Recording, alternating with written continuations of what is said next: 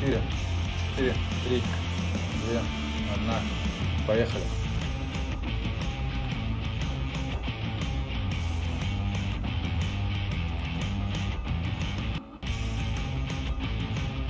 Итак, ребятки, снова мы с вами на связи. Отключался я на минутку, проводил тренировку онлайн, которую мы ведем в нашем зале. И сейчас я вернулся с вами на связь. Смотрим финал уже почти.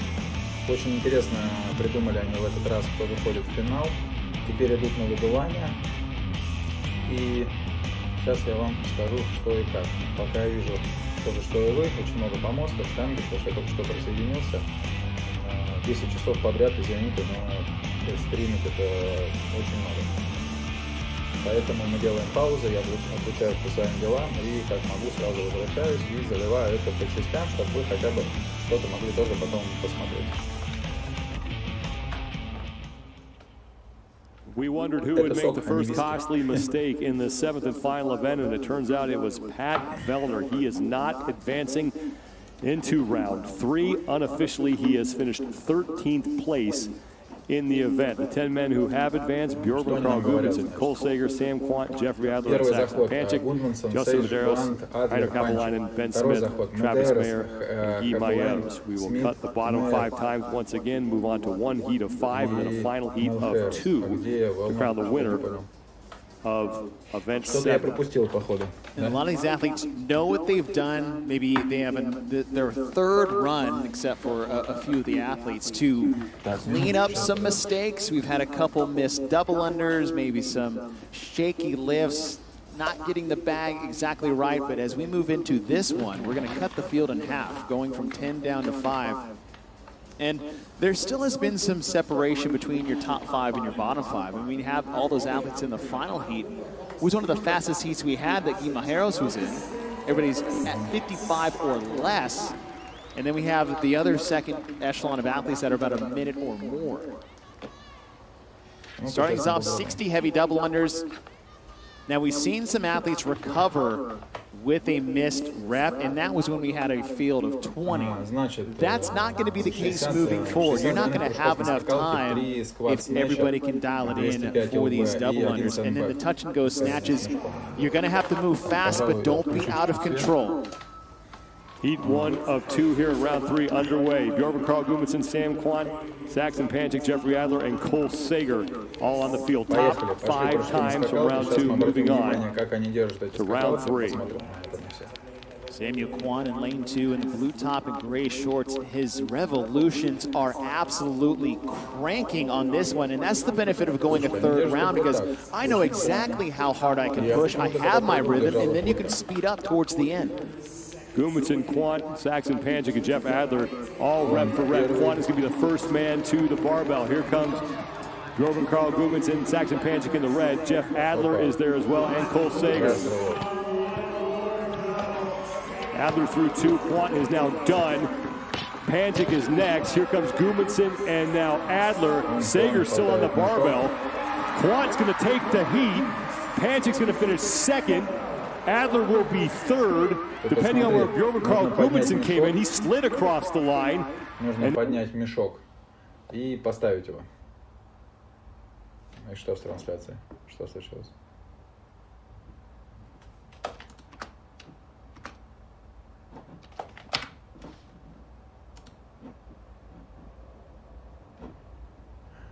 Check, and then 2 tenths with Gudmundsson and Adler because of that slide, which is a very savvy move by BKG.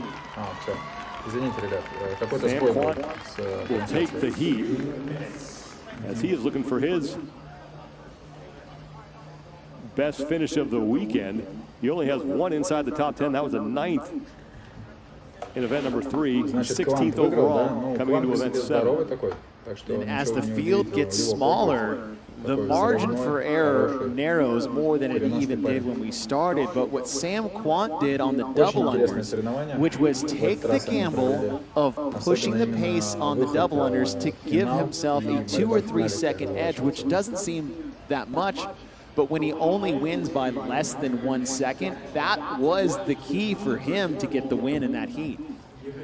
Guimajeros, who has torched his way through the first 2 rounds, looking to come up with a similar performance here in round 3. It should be a good battle between him and that man, the overall leader, Justin Medeiros, who watched the main competition that he had as far as the top spot on the overall leaderboard is concerned bow out in the last round. The pressure basically off Medeiros right now. We know Justin's not going to just sit back and hope for the best. He's going to go out there and try to take the entire event just like he did in Madison back in July. Now, Guimajeros in lane 3, his biggest benefit is not just his strength and speed, but it's actually the grip that he has on the barbell. Guimajeros has the narrowest snatch grip of any male athlete in the field, and what that allows him to do is to get to the ground quicker because that extended range arm, for extended arms for the range of motion. Они умеют. Медейрос Джастин, он американец, а бразилец вот на какой он там дорожке? Second and final heat of round 3, Justin Medeiros, Ben Smith, Guimajeros, and Travis Mayer, who trips early in Heinrich Kapelainen. Travis Mayer in that light blue shirt had an early trip on the double unders. You can't have a miss, and he's actually, Travis Mayer in the light blue in lane number 4 has ramped up it. And once you have one miss, you might as well just go for it and try to catch up to the field. Guimajeros in lane 3 has a pretty steady cadence. He's not going to get ahead of anybody on the double unders, but again, watch his grip when he gets to the barbell. Medeiros, and Smith, all 3 to the barbell at the same time. First rep down for Medeiros, he's in the lead. Second rep down for Careful. Goes for the 3rd, he hits that. Guimajeros will get to the sandbag first. Here comes Ben Smith and Justin Medeiros. Travis Mayer is now in 4th with Heinrich Kapelainen in 5th.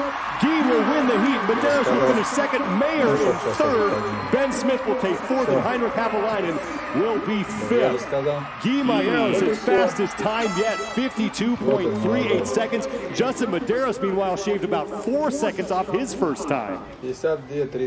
Now Guy really flirted with the line, especially on the snatches, even where he put the bag at the end. We're trying to run this back and see it again, but as you said, we're talking about his hand position. He was actually one of the first off the double unders. But what Guimajeros was doing, he was trying to find a way to actually speed up his snatches. Honestly, I don't think he needs to try to do that. Justin Medeiros looking like he is going to advance to the final 5, shaving 4 seconds off his prior time. But Guimajeros on the left side of your screen with the fastest time we have seen yet today. Top 5 will move on. We'll have one heat of 5 and then a final heat of the top 2 times to determine who will win this event.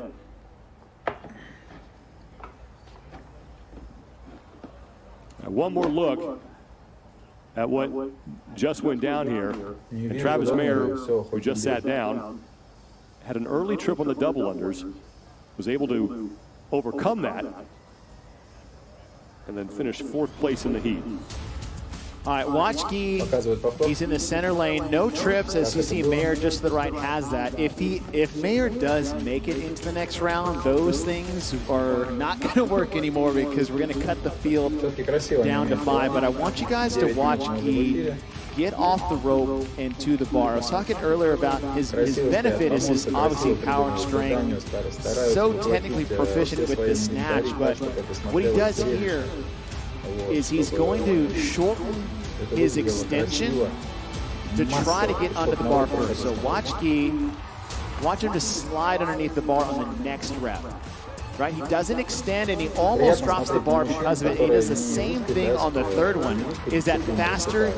Yes. Is it efficient? Absolutely not. And even where he put the bag, that is flirting with the line. That bag could have easily had fallen off the pedestal halfway to the finish line. So Guy needs to be sure that he doesn't try to go too fast beyond what he actually needs to do. And now the men will wait and see who are the final 5. We know Guimajeros will definitely be one of them. Very good chance that Justin Medeiros will be there. Irving Carl Gudmundsson just flexing for the camera. Why not? I mean, I would too if I looked like that. And you can see the men who have been eliminated on the bottom. Pat Vellner finishing 13th overall may have done just enough to keep himself in second place because the man chasing him, Jeffrey Adler, trailed him by 65 points. And Adler would have to win this event Таблицу, видите, как and они then make сделали up на вылет, они a bunch of показывают. ground on Vellner, but Vellner would have had to finish 14th in order for that deficit to be erased. So Vellner looking like he's going to wind up in second place, but that drop that he had in the opening round kept him out of contention for Очень большие the top трибуны, spot. много сидит народу, That looks like it is going to go. The зрелищно. man with the Напоминаю, что mullet, сегодня третий Justin день Medeiros. Rock Annotation.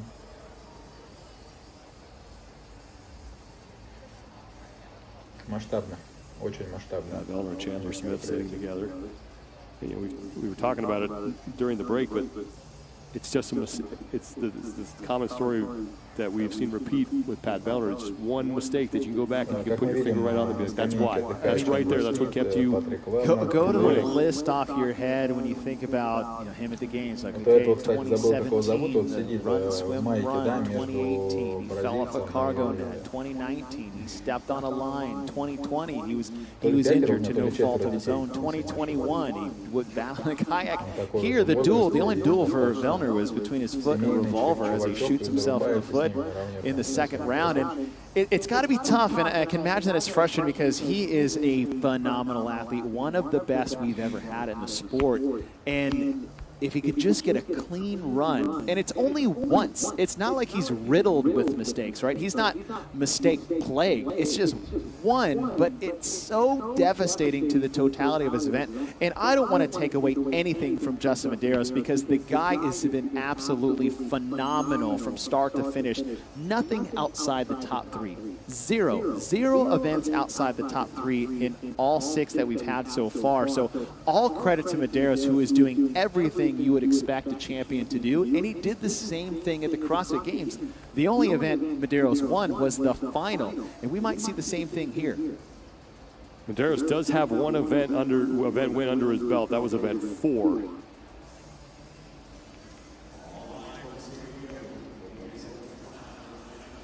Here's the heat of the final 5. Ooh.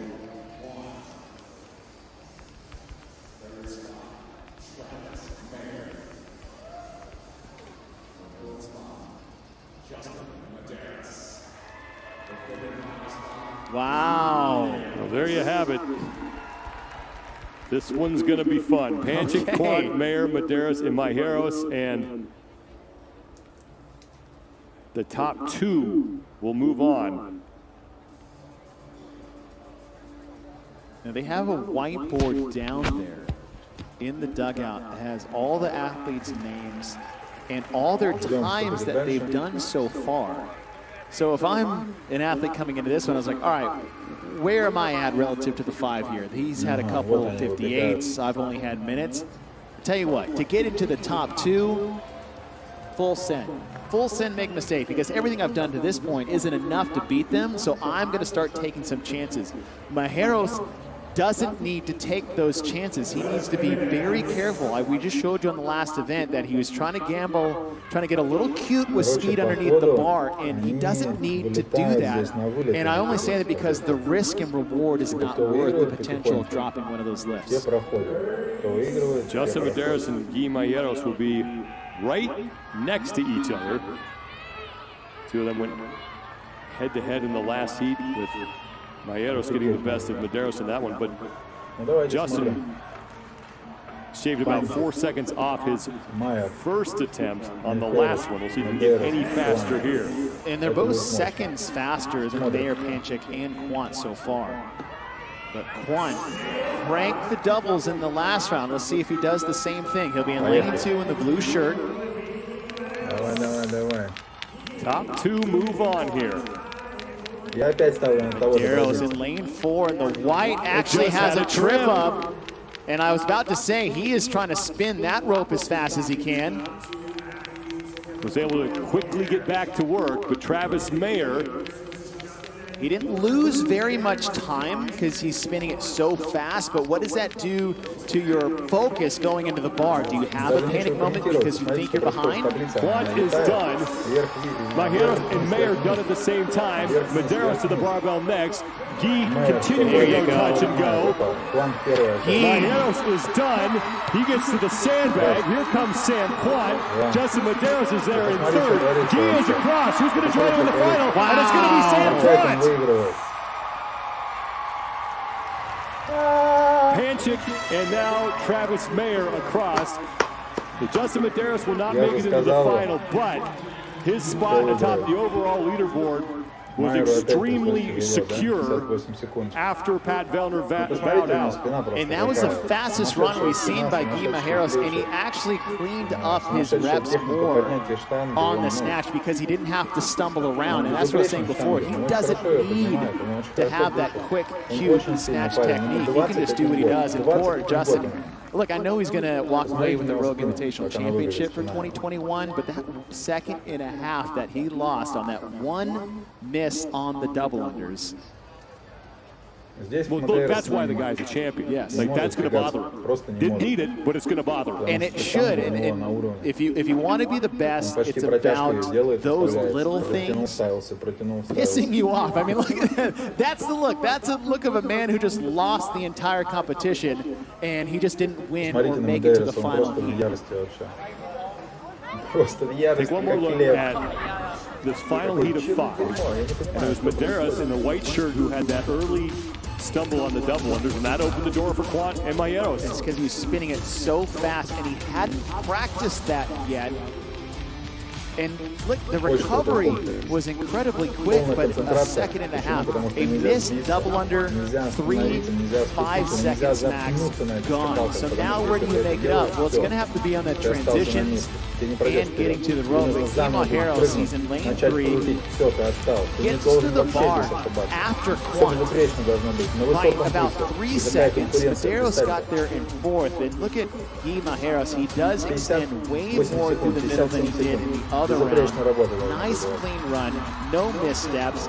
Gets the bag right on the edge of the pedestal. I tell you what, that thing is cutting it close. Quant sneaking in.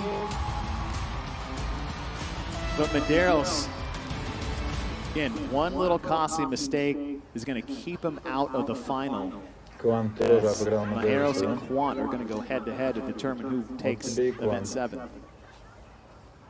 It's going to be the speed of Quant on the double unders versus the speed of Maheros on the barbell. Guy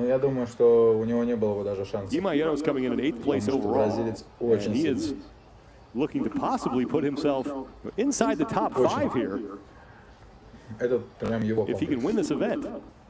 That'd be a great result for Guy Maheros, who continues that momentum that he gained with his performance back in Madison, now working with the Mayhem crew. He is only going to get better. And he hasn't even started working there yet. I can't imagine what's going to happen as he gets more training in there with the Mayhem crew, because one of his biggest weaknesses is actually something that they work meticulously, which is long aerobic training, swimming, running, biking, all those things that are Maheros' weaknesses. But for him, it's a big win for Guy. I think it's a huge win for the Latin American community as a whole for CrossFit, because they finally have, we have fan favorites like names and characters that were exciting to watch over the years, but now they have a contender. They have an athlete that is not only good at some things, but he's in the top 10 at the CrossFit Games. He's potentially going to be in the top 5 at the Rogue Invitational. So now they have a champion of their own, not just to cheer for, but to look up to and to inspire other athletes to get to this level. And we haven't had that since the game started back in 2007. Yeah, Guy Maheros isn't here just to pick up his free gear. He's here to compete, and he's definitely is going to be a factor in every competition in which he enters. But how about Sam Quant? This is huge for him, finally getting a result that we expected to see from him after the season that he had in 2020. His best finish so far in this competition was a 9th in event 3, and now he's looking at finishing no lower than 2nd in the final event. So a great way for him to close out this competition. And this is how we got here. Guy Mayeros working his way from round 1 all the way to round 5. Same story with Sam Quant. So none of the men who got a bye wind up in the final 2. Nope, and we were talking about that. You get in your rhythm, and that's helped Sam Quant, right? Sam Quant has gotten better because he has had 3 consecutive rounds of double unders to push the pace a little bit further. And as you said, Sean, that's going to be his only edge before they get to the barbell. What he needs to make sure he does is he doesn't let Sam's double under pace dictate his own. He just needs to go unbroken because he's going to be faster on the snatches, and then it's just going to come down to getting to that sandbag and who doesn't have one little extra re-grip and making sure it gets on the pedestal without coming off, because that has been a precariously placed the past couple of times. Both these athletes have really just, put it on the edge and hope that it hung on. Final heat of the duel, it's Mayeros versus Quant. And Guy doing a good job of just staying on pace with Sam Quant. Quant about a rep and a half ahead of Mayeros. And Quant will get to the bar if he doesn't miss. Faster than Guy. But Guy with that speed, power, and that more narrow grip, shortening the distance he needs to travel to the ground for the touch and go. But Quant is cranking here. Quant is done. He has his hands on the barbell. Here comes Guy Mayeros. 1 rep down to Quant, 1 rep for Mayeros. 2 reps for each man. And they will hit the 3rd one at about the same time. Mayeros trips over the barbell. They both have the bag up. It's going to come down to the sprint to the finish. And Guy Mayeros just edging out Sam Quant by 2/10 of a second to win event 7. I love this guy so much. So much fun. You can do all the programming in the world and make him excited, but to get a race like that between these 2 athletes, especially coming down to Guy Mayeros, as he did at the end. What do we got here? Guy Mayeros with the Brazilian flag making his way back out onto the competition floor. And it may not be long before that flag is being displayed on the podium someplace. Флаг Бразилии вытащил.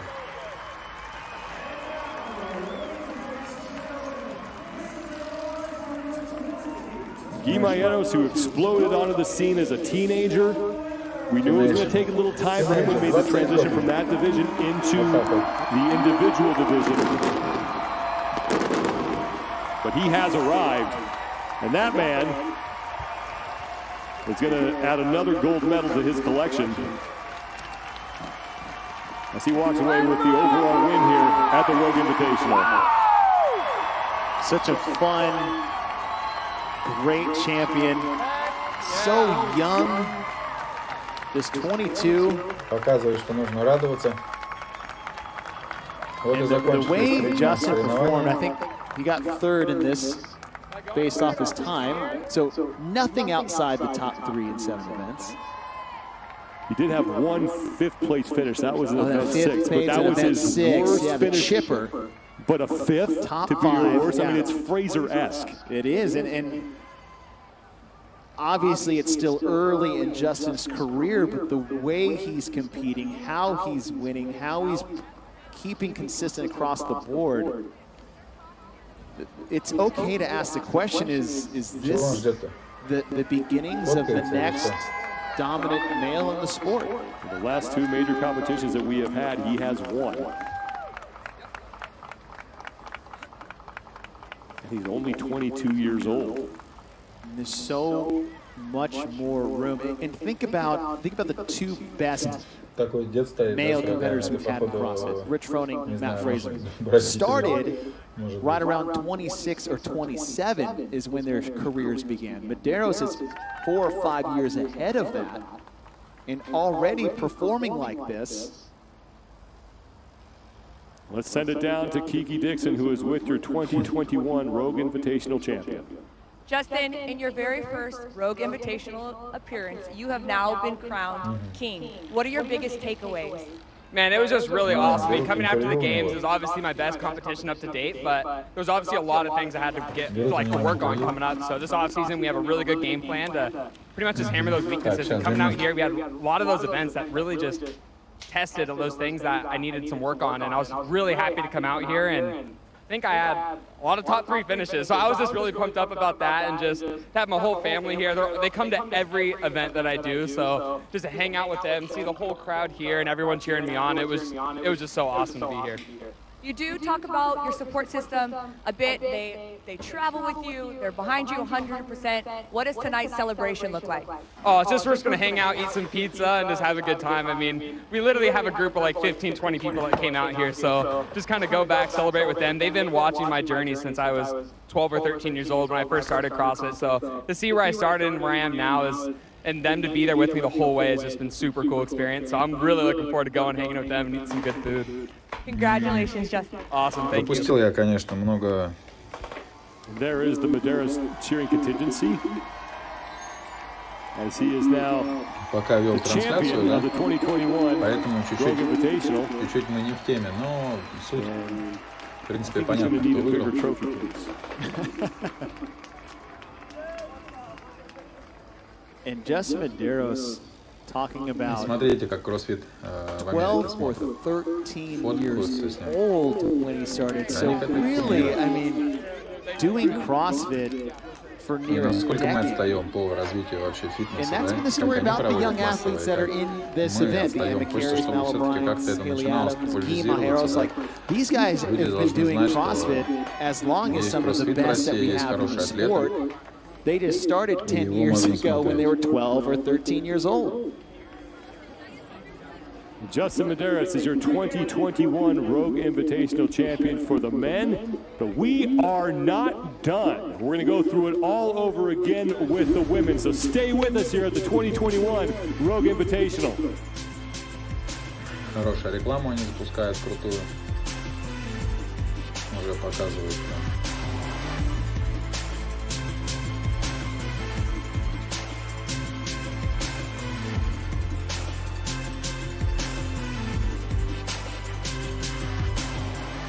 Заставочку сразу сняли, сразу нарезали, сразу сделали.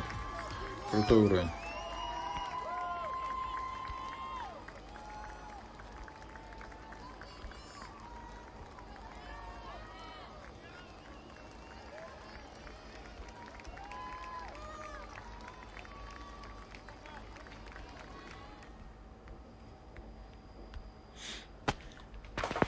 Итак, возвращаемся к нашей трансляции.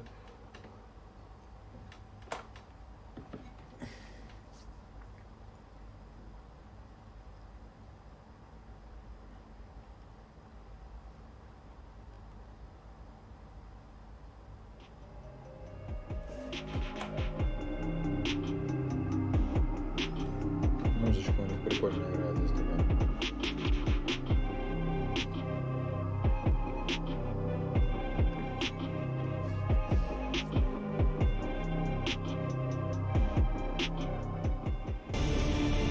Welcome back to the Rogue Iron Game desk here in the final day of competition of the 2021 Rogue Invitational. We just saw event number 7 go down for the men. That was absolutely electric, living up to all the hype.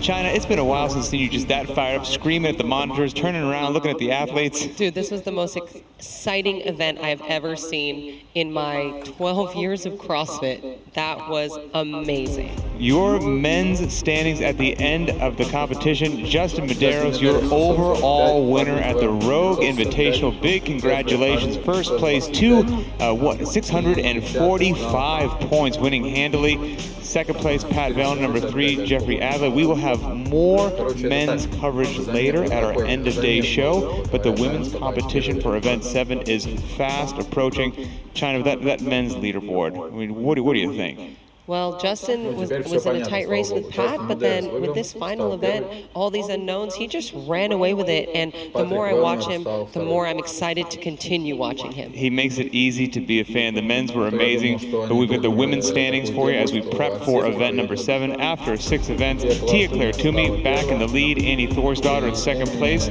Gabrielle Magala in third. Tight race there at the top. China going into event number 7. What do you like? I like that both women snatched 200 pounds at the CrossFit Games. They are both extremely fit. They are both extremely hungry to win. I don't know what to expect except for an awesome show. I need a prediction from you. Who's going to take this? Tia. Love it. Absolutely. Event number 7 up next for the men here at the Rogue Invitational.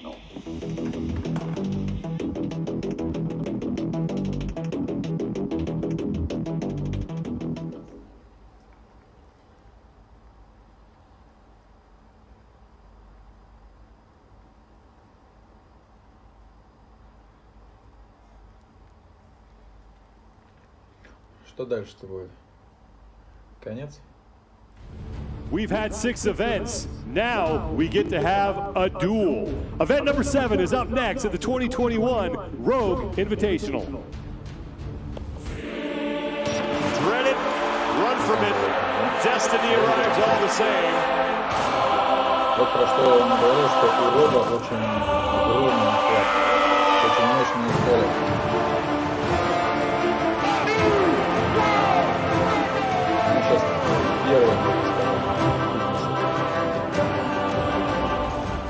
We are down to the final event for the women at the 2021 Rogue Invitational from Dell Diamond Stadium in Round Rock, Texas. Thanks for being with us, everybody. I'm Sean Woodland with Chase Ingram, and it is fitting that this final event is called the Duel because Annie Thorsdottir and Tia Toomey have been fighting back and forth for the top spot on the overall leaderboard. It's actually been wild. We looked at who was leading after every event. It's gone back and forth between Annie and Tia all the way through 6 events back and forth. This 7th match, we're on a baseball field. This is the rubber match. Who's going to take home the Rogue Invitational Championship? Tia Toomey comes in with a 5-point lead over Annie Thorsdottir. Gabriella Magala sits in the 3rd and final spot on the podium with 420 points, but Haley Adams is within striking distance after her performance in event 6, just 15 points back, and it's Laurel Horvath rounding out the top 5.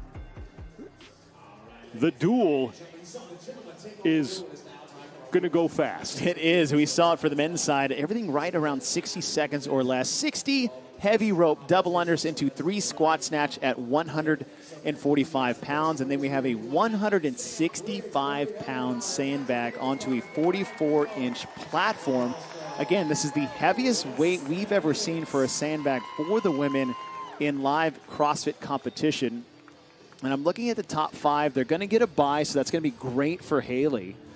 The worry there is this weight may be out of the reach of touch and go for her, and that actually should bode well for someone like actually Laura Horvath. And as you mentioned, the top 5 women in the overall standings get a bye into round 2. 15 women will be competing in round 1. The top 10 times will move on to round number 2, and then we will narrow the field to 10, then to 5, and then the final 2, and then a winner. Ребят, я на связи, не знаю, было меня слышно или нет, был телефонный звонок, и я обрывался. Opening heat here, Jacqueline Dahlstrom, Carolyn Prevost, Catherine Davis-Daughter, Turi Helgadottir, and Samantha Briggs. I think looking at these 5, Davis-Daughter has the best chance, and she does like snatches, she likes it at speed, and she likes it in front of the crowd. Здесь нельзя никому проигрывать, смотрим. Start with those 60 double unders, and then the 3 squat snatches at 145 pounds. The sandbag load to a 44-inch platform, the sandbag weighing 165 pounds. Davis-Daughter's missed twice already. Prevost admittedly not the world's greatest double under, but she is doing very well. In fact, she's just coming off the 67 deadlifts at 225 she did about 2 hours ago. Watch out for Turi Helgadottir. Helgadottir's done. First to the barbell, 145 pounds, 3 squat snatches. David's daughter will be the 4th woman there, along with Prevo and Dahlstrom. And now Samantha Briggs at the top of your screen. And a no rep for Helgadottir. A no rep for Prevo. Dahlstrom dumps the barbell behind her. David's daughter gets through cleanly, and she is on the sandbag first. Catherine is hoisting that thing up, loads it onto the platform, and she will take heat number 1. She takes heat 1, but it was not a clean run, and that's okay, but we still have 2 other heats remaining, so your bottom 5 of the 15 in round 1 are going to get cut. This is a pretty slow heat. Jacqueline Dahlstrom in just ahead of Turi Helgadottir. And Samantha Briggs and Carolyn Prevo do not make it across the finish. Only a 90-second time cap there. We'll have to wait on their official times. But we do know that Catherine David's daughter did win that heat.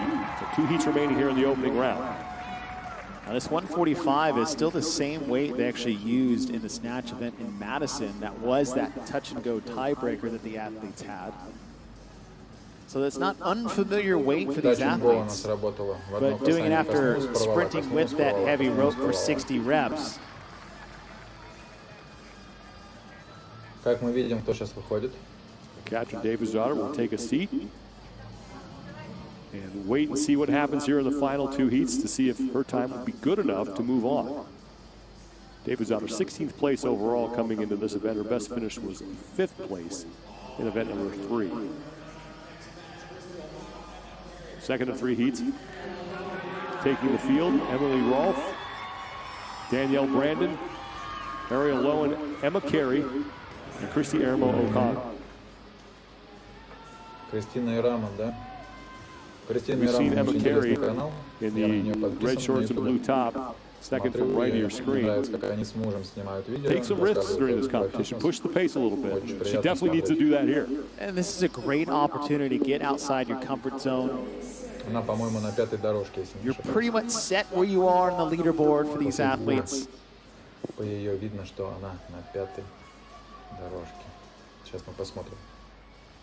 The one thing for Emma Carey that she has a tendency to do is miss the first rep. You know, we saw her miss the first clean. She missed one of her first thrusters at that 4th event of the Friday nights in Madison.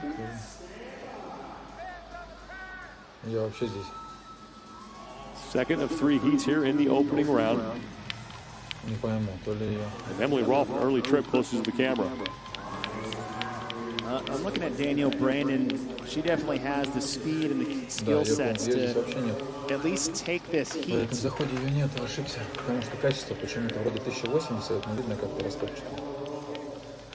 Carey just put up, what about almost 200 pound lift the other day. Danielle Brandon is your leader right now in the double unders. Emma Carey will be right there with Brandon as they get to the barbell together. Here comes Ariel Lowen and now Chrissy Ermo O'Connell and Emily Rolfe. Brandon going touch and go. Carey going touch and go. Brandon through all 3. Carey is through all 3. Now to the 165-pound sandbag. They get there at the same time. A sprint to the finish, and that one's going to come down to the chip. And it's Brandon by a 10th. Here comes Ariel Lowen, and now Emily Rolfe is across. Chrissy Ermo O'Connell, the only athlete left. But if she can get in inside the time cap, she will beat 2 athletes in the prior heat, and she will do that. That's big for Ermo O'Connell as she looks to stay alive. Now, I like for Carey is she didn't miss her first rep, but it was a very shaky first rep. So if she can clean that up, she can get close to being under 60 seconds for one of these runs. So Emma Carey, that's a great start. Kind of knock the rust off, get the nerves out of the way. She advances in the second round. She's going to do very well. Emily Rolfe and Danielle Brandon talking some things over as they leave the floor. 2 of them hoping that they have done enough to survive. We have 1 heat remaining here in the opening round. And then the top 10 times will move on. Remember, the top 5 athletes in the overall standings, they are already in round 2. They got to buy into round 2. As you saw for the men, that's not necessarily a benefit other than just advancing to the next round because of sitting and waiting, you know, getting cold, running up to a barbell that weighs, 145 pounds is not exactly child's play if you've been standing around for about 10 to 15 minutes. Amanda Barnhart taking the field for this third and final heat of the opening round. Carrie Pierce also out there. Mal O'Brien, Kristen Hulta, and Emma McQuaid. Мощный заход. Очень мощный заход. Тоже сейчас будет. Amanda Barnhart, 10th place overall, does have an event win in event number 3, the Echo Burner. There's Carrie Pierce. Первая дорожка сильная, вторая дорожка I like this event for Barnhart. Молодая вот эта 13-я тоже сильная. Not sure how Carrie's going to do. She definitely has the skill. But that cycling at that snatch weight, I actually think it's better for a snatch for her than, say, a clean and jerk. Carrie Pierce moved into the top 10 courtesy of her win in the last event. She is in 8th place overall, 350 points. And Carrie Pierce does have a chance, depending on what happens with some of the other athletes, of maybe winding up inside the top 5.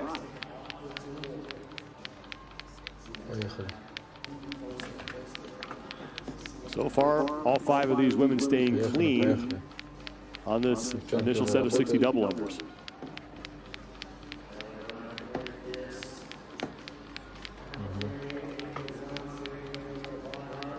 Пирс вторая, Барнер. It's going to come down to that first rep. You don't want to rush that extension. Kristen Hulta with a trip just after her judge put his hand in the air, and Hulta is still going to get done with the rest of the leaders here. All the women getting to the barbell at about the same time. Amanda Barnhart, closest to the camera, gets her first rep, right into her second rep. Hulta's going. Oh, Brian dropped. Quick singles. Barnhart to the sandbag first. Emma McQuaid will get there second. Barnhart is in. Carrie Pierce went to the bag in third, and she's having trouble getting onto the platform. Kristen Hulta is in. Mal O'Brien is in. And now, here comes Carrie Pierce. And it all came down to the sandbag for Carrie Pierce. Just got stuck right underneath the lip of that pedestal. Pierce is one of the shorter athletes in the field. That makes a difference when you have to put that thing up on a 44-inch pedestal. Absolutely does. I mean, nearly 4 feet high. And you think of the bag itself was nearly a foot in width. So that's getting up over your shoulders and more towards your head. And Mal O'Brien, obviously disappointed on how she may be feeling right now.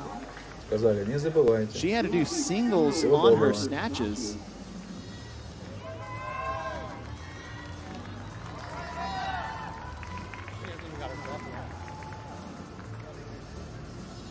We will reset for round 2.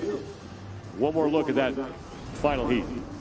So all did very well on the double unders. Everyone went unbroken except Hulta. Hulta's over in lane number 4. He's got that green top and black pants on. But staying consistent here is one thing. It will watch the first rep for Carrie Pierce, who's in lane 2. She'll get to the bar pretty close in your top 3.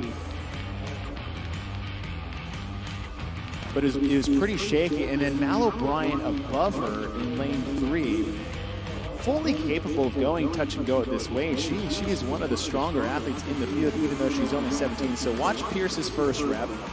Almost pulls it behind her as she stumbles there. And then O'Brien above her drops and does quick singles. Hulta miss. No surprise to see Barnhart where she's at, but Pierce was shaking up. Pierce gets to the bag, nearly tied for second place. Now watch Pierce. Can't get it lapped up right way. Tries to turn and just gets stuck on the edge of that lip, and that was enough time lost to not be able to get, and that's her, gets 5th in this event. And I mean, a little sad to say that might be the last time we see Carrie Pierce on a competition floor. And she did have that big moment earlier today when she won event number 6, so she was able to do that. But it will be a loss for everyone here if that is indeed the last time. We knew it was coming, but now to face that reality is going to be a little tough, but we do need to see how that all shakes out. But let's go down to Kiki Dixon, who's with Amanda Barnhart. Amanda, that is the heaviest sandbag that you personally have ever lifted. What is the order of operations to get that thing up successfully as quickly as possible? I honestly don't think too much about it. Just try to get my hands under it, get under it, and just heave it up. Luckily, I'm kind of tall, so getting it to that thing wasn't too bad. The stakes are really high for this event. How do you reset in between? What do you learn getting to go through this again and again? You learn a ton, like learning how to transition fast, what it's going to feel like, I think, is bracing, you know, for what's coming the next time, and just try to get your heart rate down, sip some carbs, and get ready for the next round. Thank you. Amanda Barnhart looking to advance into round number 2, 15 athletes in that second round. Then we will go to 10, then to 5, and then to the final 2. So plenty more still to come here in the final event for the women at the 2021 Rogue Invitational. We're going to take a quick break, send things over to the Rogue Iron Game desk. Pat Sherwood and China Cho keeping you updated on everything going on here at the Rogue Invitational. Stay with us, everybody.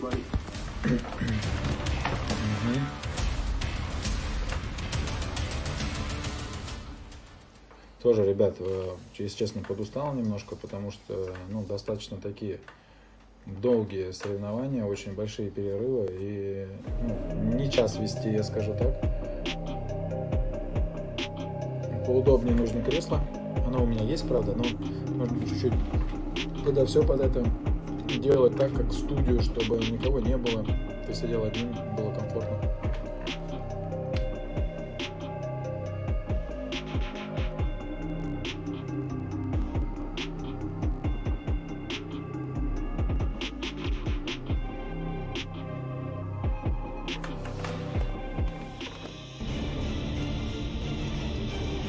Welcome back to the Iron Game desk here at the 2021 Rogue Invitational. We finally start to see the event number 7 happen for the women. We absolutely adored it for the men, and we're off to a fantastic start. The bracket style, the pressure, the tension. China, I know that you're all over it. You're loving this. This is just as exciting as when we watched it 5 minutes ago. I could literally watch it over and over and over, and lucky for us, we get more heats of this. Yes, we get to do exactly that. Mistakes are very costly, and we're seeing right off the bat, even if you happen to win your particular heat or bracket, that doesn't mean that you might not advance. We saw that right off the bat with Katrin Davis-daughter, who crushed her particular heat. Yeah, she was seconds ahead of the next competitor, but again, that doesn't necessarily mean she's going to advance to the next round. We really just have to wait and see how things play out.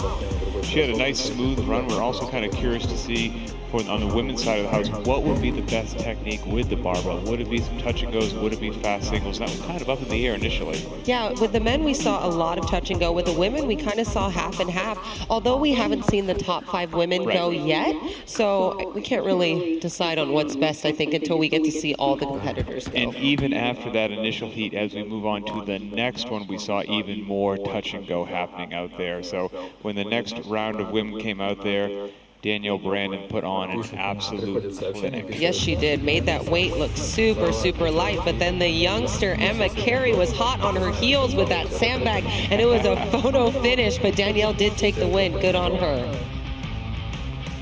And Danielle Brandon was 13th entering event number 7, and this is shaking things up, points are moving around, so we'll see what happens. We'll also get the updated bracket to you as quickly as we can, but for right now, let's move on to the next round of women that we saw compete, and the winner in that particular group was Amanda Barnhart, who loves the barbell. Yeah, that was really not surprising. She made that weight look like it was 100 pounds, even less than that. She clearly won her heat. This is a great event for her. She's so powerful, so explosive, so strong. I think she's going to do really well. Emma McQuaid came in right after her, and near the end of this one, you see Mal O'Brien crossing the line and shaking her head, just kind of not sure if she did enough, but you never know. You got to wait until, I'm sure it takes an eternity on the athlete side of the house as that bracket is slowly being updated and finding out whether or not you will or will not advance. And we see the bracket here, and as soon as we get a bit of information, we will keep you updated on that.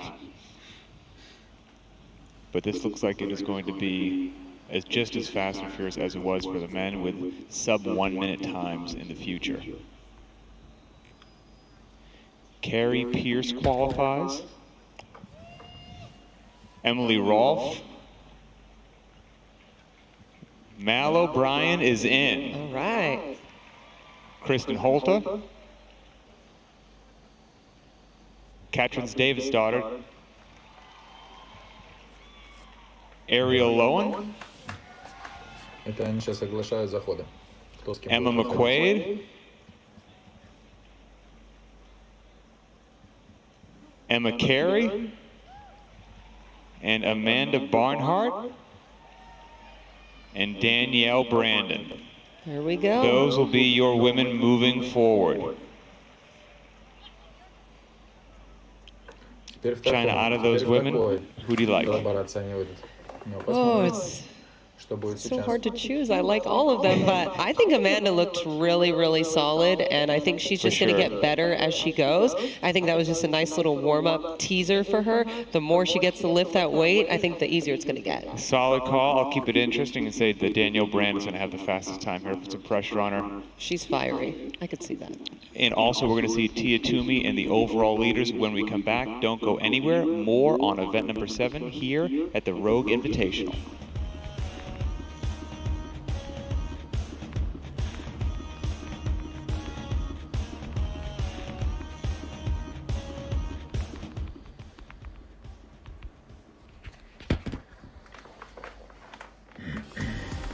We are down to 15 women remaining as we advance through the 7th and final event of the 2021 Rogue Invitational. It is the duel. Thanks for being with us, everybody, here at Dell Diamond Stadium in Round Rock, Texas.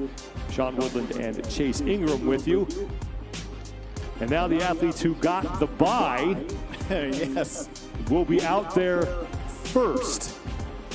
And I think they've been standing out there for what feels like 20 to 25 minutes. No warm-up, no extra bars out there. And we saw some of the men get tripped up a bit in the first round. And this is going to be big. I think they all have, and what they've seen so far is that you have the double unders, the snatches. There has been a mixture of some touch and go, some quick singles, even some bag issues that we didn't really see too much on the men's side. So there's a lot of things that can happen. Now for Haley, again, I think it's going to be pretty tough just based off the nature of the design of this event. But what we've seen so far is that you can have some missteps. You can have slower reps on the snatch to maybe at least advance into the next 10. I'm not sure that may help into the next 5, but there is an opportunity for Haley to get out of this round of 15. Laura Horvath in the all-black taking the field. She comes in 5th place overall with 375 points.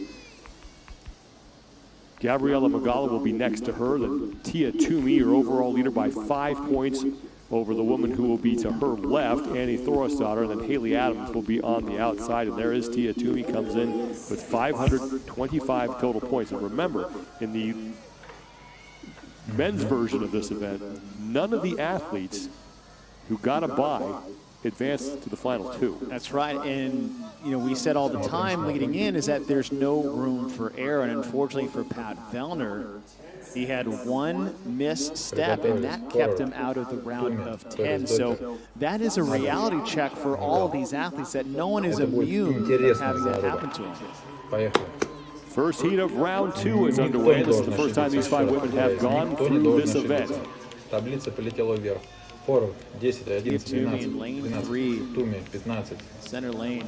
Ух, язык заплетается. Nice fast pace. Laura Horvath in the bottom left in lane 1 is also moving very fast. 4. Почему? Thorstadter is a few reps behind. Everyone has stayed clean so far in this set of 60 double unders.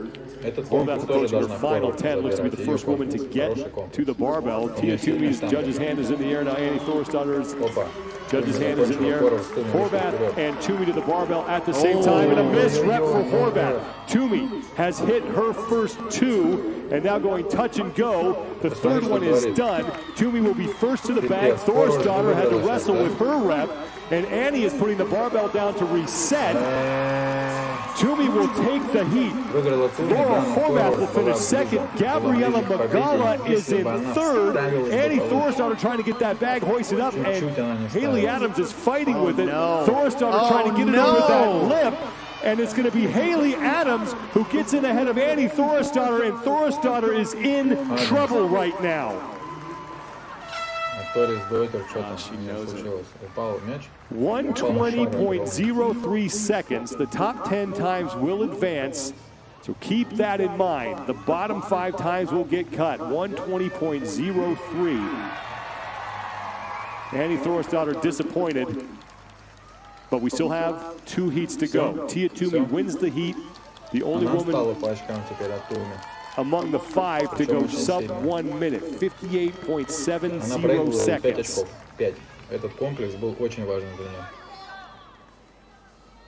And a tough break for Annie. The only clean run she had was on the double unders.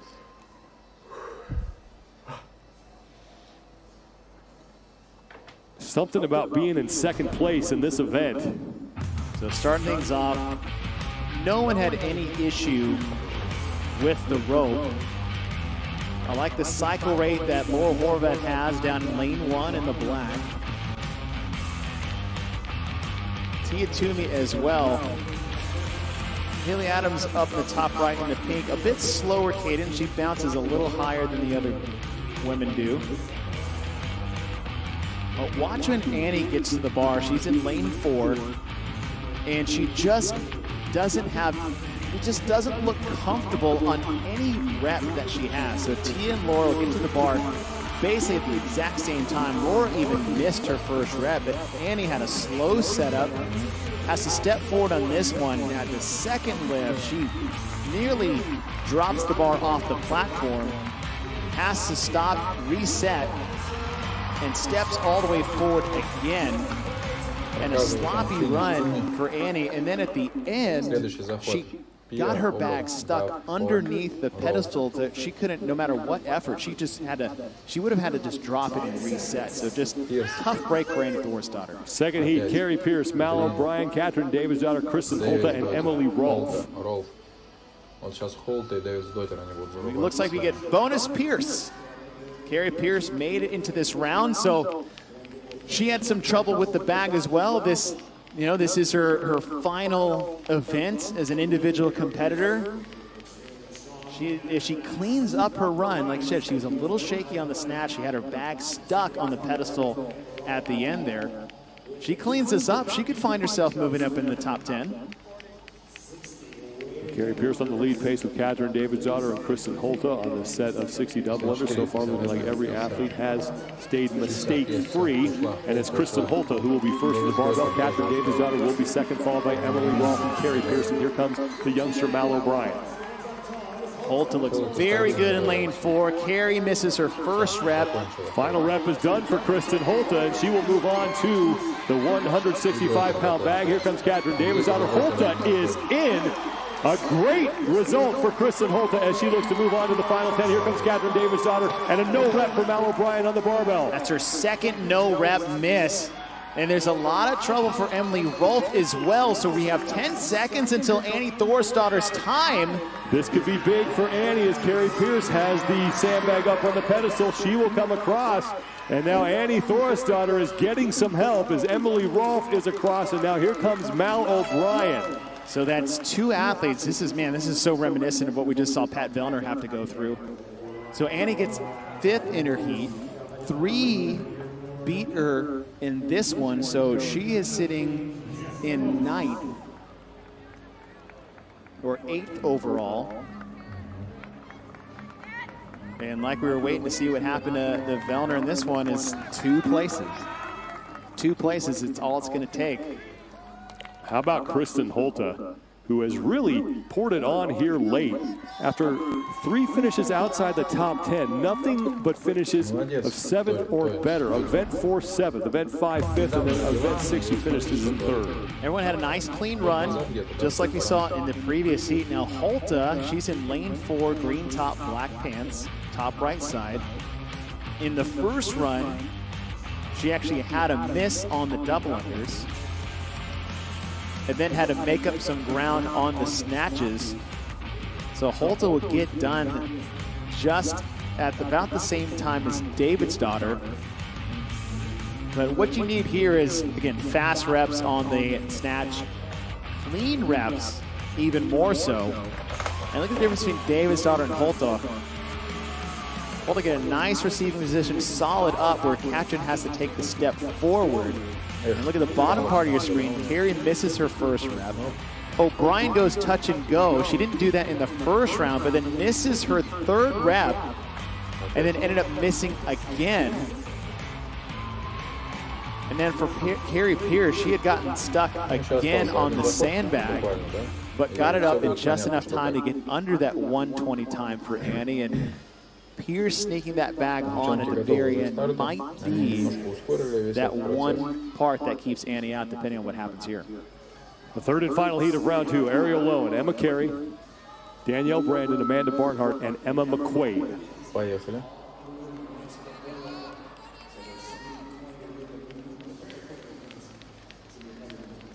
60 double unders to start with that heavy rope. It's going to tax your forearms.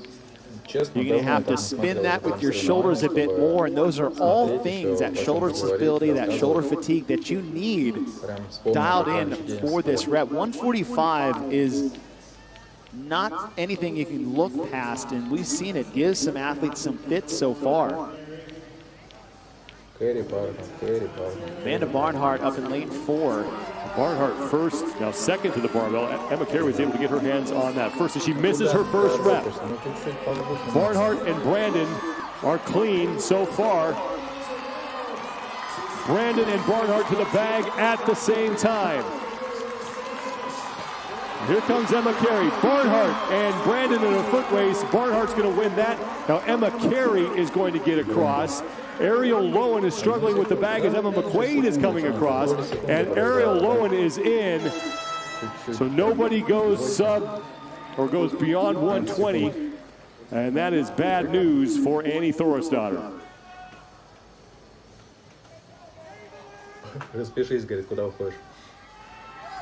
Great finish between Danielle Brandon and Amanda Barnhart. Amanda Barnhart winning the heat again, and Emma Carey missing that first rep, but able to gather herself and get across the finish line. And now we have to see how this shakes out, as the top 10 times will advance. It's one of the fastest heats we've had, top to bottom.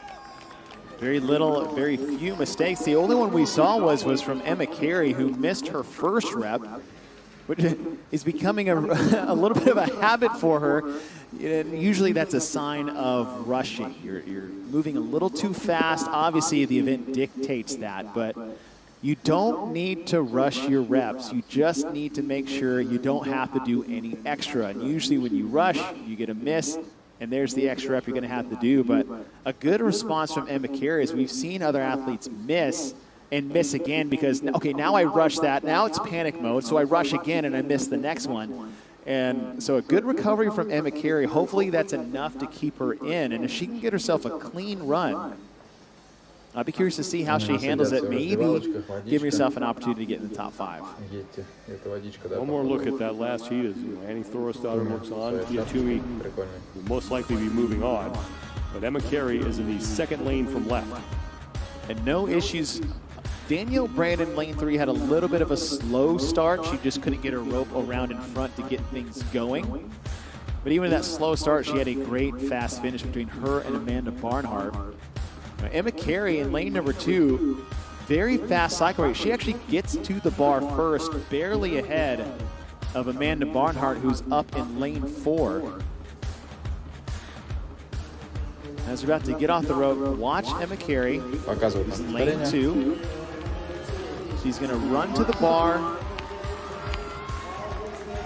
and that bar just a little bit out in front. And that's what I was talking about that these double unders can do, is take enough of the fatigue out of the shoulders that a little bit out in front, that bar will come down. And then it's Amanda Barnhart who would get across. Emma Carey then would finish in third, followed by Emma McQuaid, and then Ariel Lowen was able to get things sorted on that sandbag.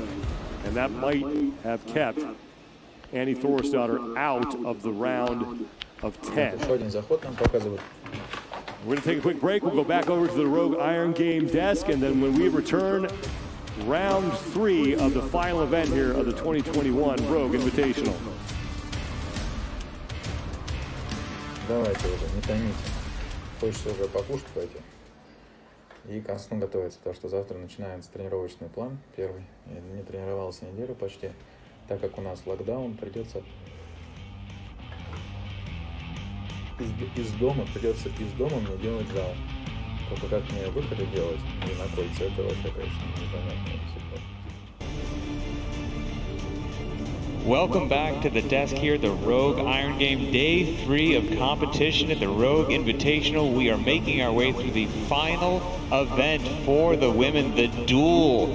Figuring out who will be those 2 women that we will see duel it out. But for now, we just finished the second round, saw 3 heats go down. The pressure continues, the excitement continues. This has been fantastic. We got to see the top 5 added to this bracket too, which was extremely exciting. Yep, the times are just going down, the pressure is up. Let's take a look at the very first heat that we saw in round 2 of competition. We saw an initial fail by Laura Horvath, but that didn't matter in the end. But Tia-Claire Toomey was off to the races. Yes, she's looking strong, smooth, and confident. It's what we expected, and it is what we love to see from the champ. Of course, Tia going sub 1 minute on her time. As I said, Laura Horvath had a miss, but then she came in, had a fantastic finish, took second in that. But also, all eyes were on Annie Thorisdottir, because remember, going into this event, Tia-Claire Toomey first overall, Annie second overall, just 5 little points separated them. Yeah, it probably wasn't the run Annie was hoping for. She struggled a little bit with the sandbag, but that's really easy to do when it's so heavy. We'll just have to see how things play out. Yeah, I mean, a tight, 2, 3, 4 seconds in this sort of event could just be a whole bunch of places on the leaderboard. Moving on to heat number 2 here in the second round of competition. We saw that one taken away by Kristen Holta. Yeah, she had that sub 1 minute time, which is blazing. And it's so impressive because not only is she one of the smaller athletes, but she's also a masters athlete, which is so cool. Extremely impressive. Katrin Davidsdottir was also out there having a fantastic heat, as well as Carrie Pierce. We saw at the end of this particular heat, Mal O'Brien struggling just a little bit. We'll have to see how things shake out. And I don't think, she quite figured out the right strategy for her, but hopefully she'll get another crack at it because the crowd loves her. Without a doubt, Final heat was fantastic. We had Amanda Barnhart, one of the stronger athletes, versus another barbell specialist in Brandon. Brandon was out there. Amanda Barnhart, 58 seconds. Brandon, 1 minute. But the next round is ready to kick off soon after we figure out what's going to happen here with the bracket. We've got Ariel Lowen advancing, Emma McQuaid, Gabriela Magala,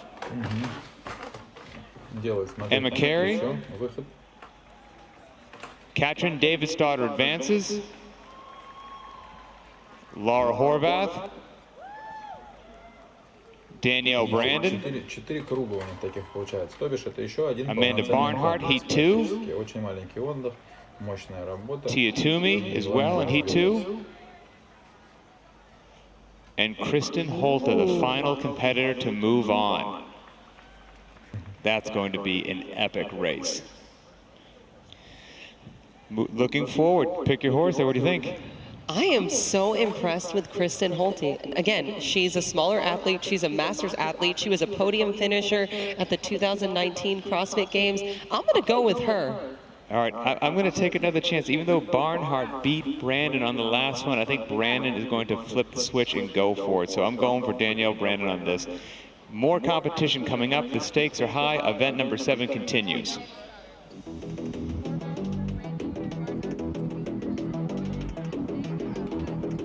Ну что, смотрим дальше.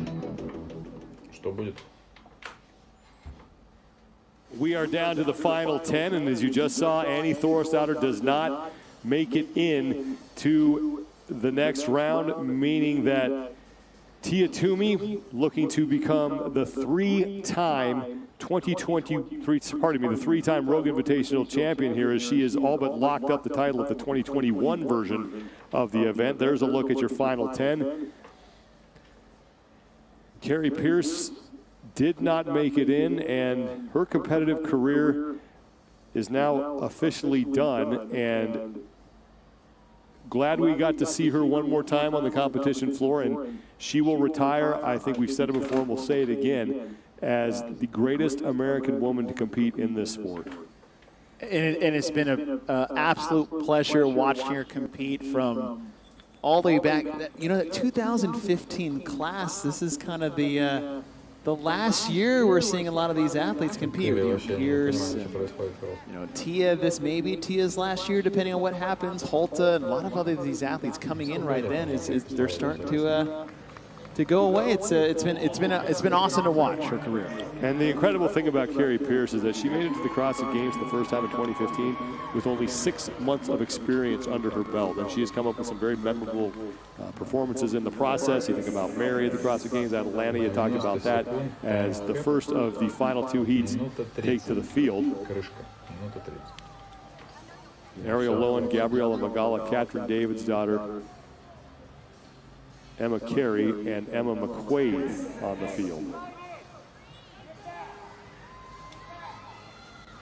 And none of these athletes have had a clean run from start to finish just yet. And usually, third time's a charm, so to speak. So we'll see if this is the one where they can put it all together. Carey's had a misstep on a lift.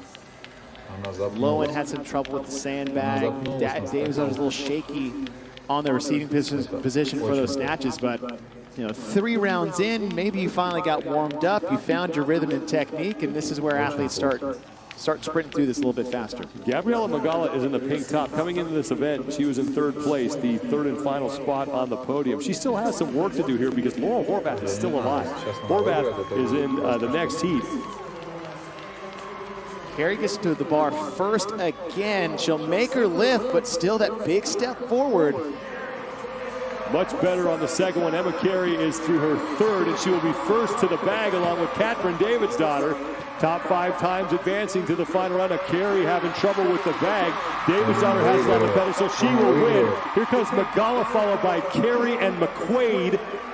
And that leaves Ariel Lowen out on the field, and Lowen will come across. That's Davidsdottir. Best run end to end, as you said, is that she finally figured out exactly how to cycle that bar on the snatches, didn't fumble with the bag whatsoever, and that's what got her actually ahead of Emma Carey. So Carey, yet again, not the cleanest run from end to end, and we'll see how that, if that gets her into the next round or not. One more look here at this first of 2 heats. No issues again on double unders, and a lot of times you're just sitting there and it's like, yeah, you can cycle fast. Actually, Katrin had 1 miss early on, able to reel it back in. Carey's always been quick off the bar, and I think at one of Carey's last double unders, I think her rope hits her hair, or her hair comes done at the end. So always an issue with double unders from time to time, just keeping that hair tied up tight. Now for Carey, she gets to it first, but now her hair tie came completely out. And that'll mess with you a little bit if you're not ready for that. So she has the big step forward, but Davidsdottir in the middle. No stumbles, no shaky steps, a clean 3 reps. Now Carey will get to the bag first, but can't quite get a grip. Davidsdottir in 1 move, round to shoulder. That's her best run so far, and if she can do that again, depending on what happens in this next heat, she's going to be hard to beat in the next round. Next 5 women coming out to the field. Laura Horvath, Amanda Barnhart, Kristen Holte, Tia Toomey, and Danielle Brandon. Laura Horvath on the far left of your screen has an outside chance of overtaking Gabriela Magala for the third and final spot on the podium, but Horvath is going to have to advance here, and she's going to have to hope that Gabriela Magala does not in order for that to happen. Now Horvath, in the last one, that was her first run. It was a very shaky 3 snatches for her, but we saw the same thing in the Bella Complex. Her first lift was her worst one, but her best one was the last one. So I think for Laura is that she just needs to get that weight under her belt, and she adapts and improves greatly from round to round.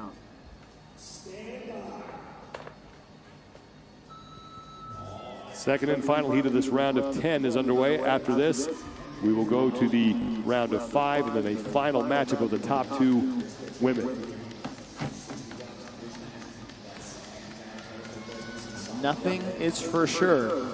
As we've seen on the men's side, all it takes is one bar to hit the ground. So it's a very focused intensity that they're going to need on the rope. These 3 snatches in the middle. You mentioned Carrie Pierce retiring. This is Kristen Holte's last season as well. She has announced that she's going to retire after her last couple of competitions. She got to the barbell along with Tia Toomey. They are right next to each other. Holte struggling with that second rep. Toomey has gotten through 3. Danielle Brandon is to the bag. Laura Horvath to the bag first, and Horvath's going to take the heat. Tia Toomey is in. Here's Holte, Brandon, and now Amanda Barnhart is across. And all these times were faster than the prior heat. This is looking like it's going to be the final 5. Horvath figured it out. Just saying I told you so. Oh, I can't wait to run that back. And I wish we could do a side-by-side of Horvath's first round and her second round. So right off the start, very smooth. Everybody across the line, 1 through 5. I just kept my eye on Horvath. Once we moved from the rope to the snatches, Horvath's all the way on the left in lane number 1.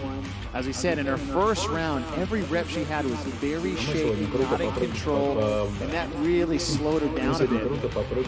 But she gets to the bar about the same time as Tia Barnhart and Brandon. In fact, Holte in the center lane, she's done first, but she has a slower walk to the bar. But watch Horvath in the bottom. Solid. Solid again. Third one, probably her best one. In no time. Lap, pedestal, in. If she can do that again, no one's beating her. I don't really see anywhere anyone else can go faster than, unless maybe they push the pace on the double unders, they race to the bar, but that's still a risky gamble to play. And Laura Horvath, that's what I was looking for from her in the second set. And if she can win this event, she basically has to win this event in order to have any sort of chance whatsoever of getting into 3rd place overall. Does look like she's going to wind up at least in 4th, because Haley Adams, the woman right ahead of her in the overall leaderboard. And Adams was 30 points ahead of her, finished 11th. And you want to talk about just uncanny, weird similarities. Both Annie Thorstadter and Pat Vellner, who came in 2nd place at this event, had the mistake, didn't advance. Both of them are going to wind up finishing 13th in this final event. Wow. I mean, what a weird weekend it's been, from elite changes. I mean, how bad can it be, though, if you're sitting in the dugout with your daughter? I mean, the dad in me says, it's going to be okay. It's going to be just fine. It's going to be just fine. But it is weird, just the opportunity to get into 1st place, the misstep in the same exact round, finishing in the same exact place, eventually going to get the same exact results. No wonder we like this sport so much. And you see just absolutely no storylines to talk about whatsoever, Sean. You know, Pat Vellner and Justin Madera still in the dugout. They are fierce competitors, but there's obviously a mutual respect between the two of them, and they are friends off the competition floor, but definitely rivals on it. It's going to be fun to watch that play out into next season. As it should be. I mean, be a fierce competitor, but also be a decent human being at the same time. It's okay to do both. You can be cutthroat on the competition floor. 3, 2, 1, beep. We are no longer friends. And then at the end, it's like, all right, give me a high five. Well done. Got a good crowd on hand throughout the weekend here at the Dell Diamond in Round Rock, Texas. There is the bracket board, and you can see 13th place at the bottom, Annie Thorisdottir. The hard part here is just knowing how good she would have been. And for story's sake, who didn't want to watch an Annie Tia, the last two there, winner-take-all scenario? But we're getting a great race, and the race now is the place on the podium, Sean, as you said, with Laura Horvath. She's going to advance, and advance with the top time to beat. She's still on the outside looking in as far as that podium's concerned, but I would say if she has the potential to get on the podium with a handstand push-up event in the programming, with only 7 events, mind you, like that has a much more impact than people think. If you have one handstand push-up event in, say, a 14 or 15 event competition, it doesn't have as much of an impact on it. But when you have a 7, that's about 15% of your competition nearly in last because of one movement. We're now awaiting the final 5, and it's looking like it is going to be the same 5 we just saw.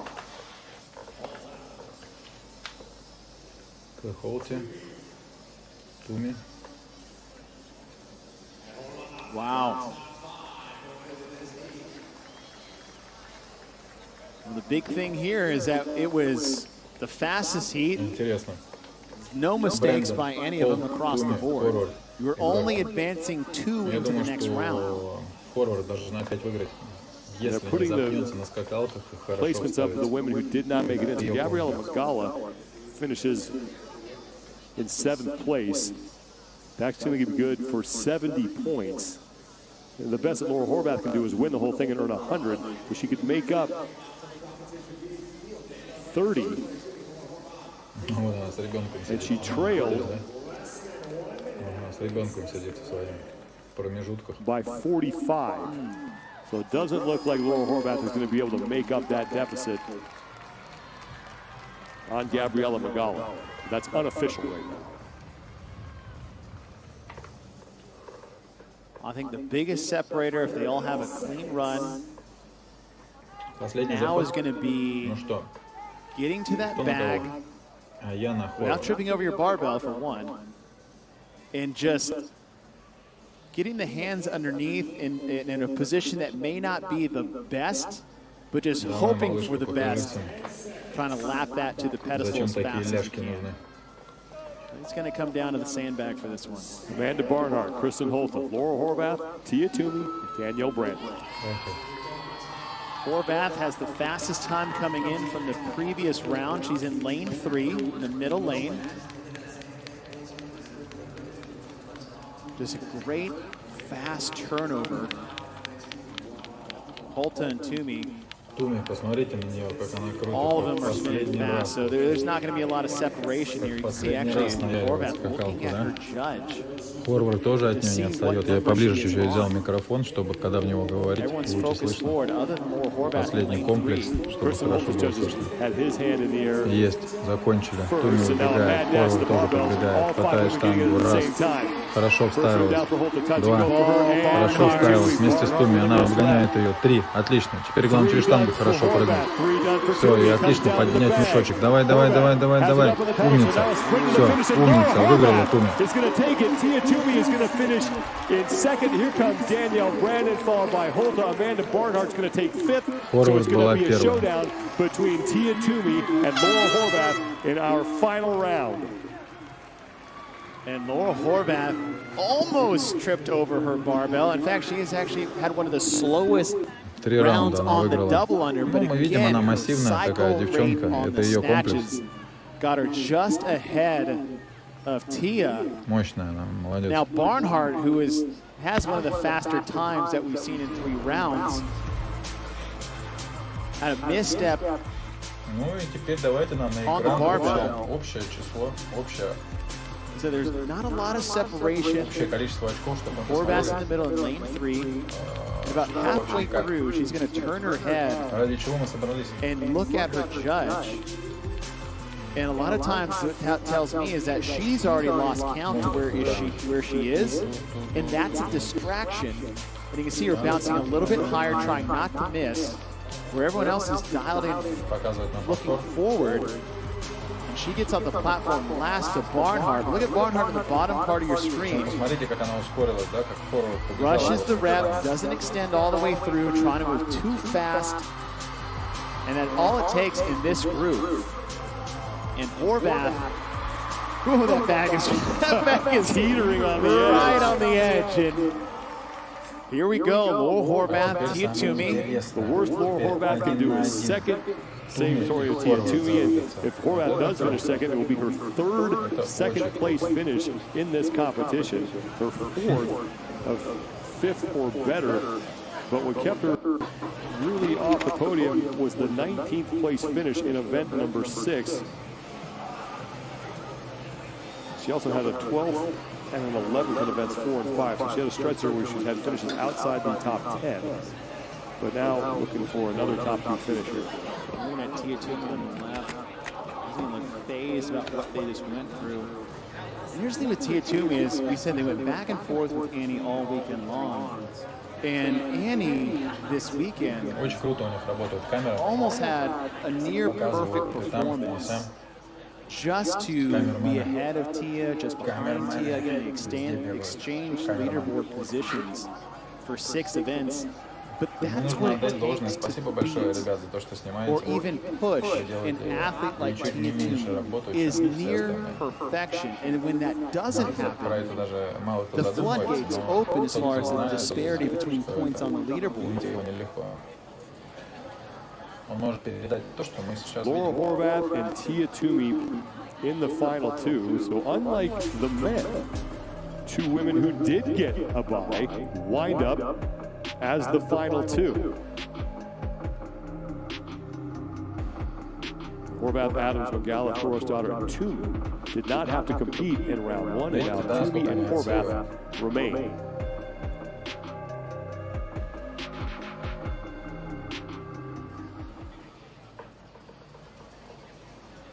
Tia Toomey looking to become the 3-time Rogue Invitational champion.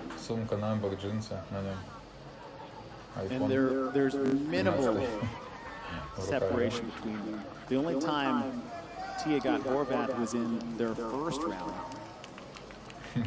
Since then, it's been Horvath twice, but the time frame has gotten less and less.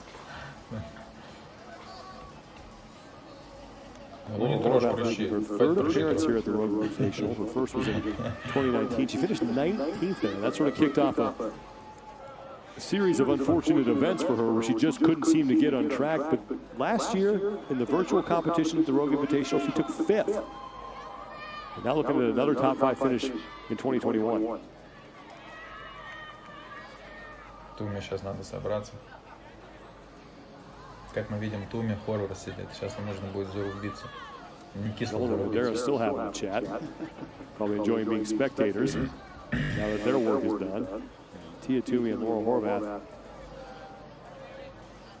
continuing to look focused and prepare for their final showdown here. Хорошие сделали. Молодцы, ребята. Хорошо прошли выходные. Было чем заняться, было что посмотреть, было за кого поболеть.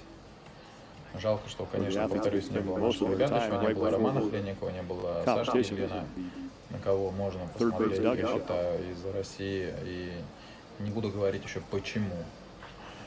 Вот. What a fun setup. Те, кто знают, Sitting underneath the dugout, waiting for your names to get called out to get in front of this big crowd here. Tia Toomey looking for her second event win of the competition. She won event number 2, the Bella complex, a record in fact, 260 pounds. Has never finished lower than 7th in this competition. Laura's at 257. She's 3 pounds behind her. Итак, мы смотрим дальше. Финал. Sportsmanship and respect shown before we get on the platform, and then it's on. Not the first 2 that these 2 have been involved in this kind of battle. I think back to 2018 when Laura Horvath first came on the scene. She was chasing Tia Toomey in second place. Jenna actually taking the win there in Aeneas. And then this past year in Madison, first and second. And now a little microcosm of those two competitions. Даже сделаю фотку. Final round here, Laura Horvath going head to head with Tia Toomey.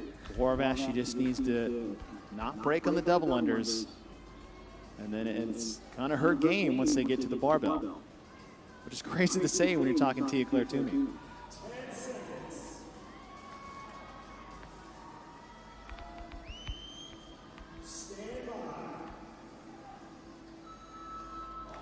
Поехали. Here we go. 60 double unders kick things off. Toomey may have started just ahead of Laura Horvath.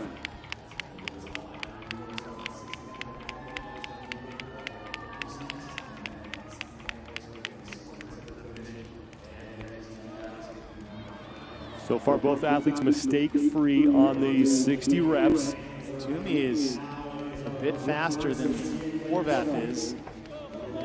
Не показывают они нам ничего. Yeah, they've only been separated by about 2 or 3 seconds. Judge's hand in the air for Toomey. She's going to get that on the bar. This might be enough to get Toomey a shot. First rep down for Toomey, first rep down for Horvath, second for Toomey, second for Horvath. Both women hanging onto the barbell. Toomey done first. Toomey to the sandbag, just ahead of Horvath.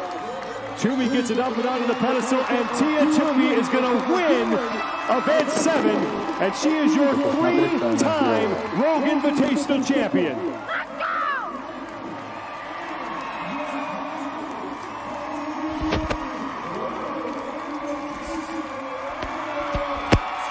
Это просто сумасшедшая женщина. Это, ребят, я скажу как есть, это пиздец. Она вырвала просто у нее победу. Кто смотрел, тот нечего мне сказать. Я думал, что Лаура ее разорвет, потому что 2 комплекса подряд она ее выиграла. Что вытворила Туми на скакалках, на тяжелых скакалках, да, достойно уважения. Очень круто она показала свой характер, но Лаура молодец, так как она мне тоже ближе. Но Туми показала настоящую волю к победе, настоящую концентрацию. Это было что-то. Но на этом я заканчиваю свой стрим. Спасибо всем тем, кто смотрел. Стрим был нелегкий, очень долго все это было, растянуто. И подустал за эти 2 дня. Unofficially will take second, and it looks like Gabriela Magala will wind up in 3rd. We will have to wait for the official results, but we do know that for the 3rd time, Tia Toomey has won the Rogue Invitational. She won it in Ohio, she won it when it was a virtual competition, and now she's won it here when it was held in a baseball stadium just outside of Austin, Texas. Let's send it down to Kiki Dixon, who is with your 3-time champion. Tia, the 2021 Rogue Invitational has come to a close, and now you are its 3-time champion. Congratulations. You know, millions of people tune in to see you do what you do. You inspire them, they love it, but why do you love competing? I think it's just been a part of who I am since I was a little girl, you know, being out on the floor, pushing yourself to limits you never thought were possible is just so exhilarating. It might suck at the time, but afterwards it's just such a great feeling. And then, you know, over the years, as I've been able to compete in front of like crowds and in front of loved ones, friends, family, it just makes it that much better, that much more important. And, you know, it's because of everyone out here cheering us on that we're able to do what we're doing, and, you know, I'm forever grateful for that. You're a very sharp competitor, but very observant as well. I imagine each time you come into a competition or event, you're looking to learn something about yourself, about the competitors competing overall. What'd you learn here these past 3 days? Don't leave it to the last day. And you also seem like a very eyes-forward athlete, but you have created such a legacy. How often do you look back and appreciate that?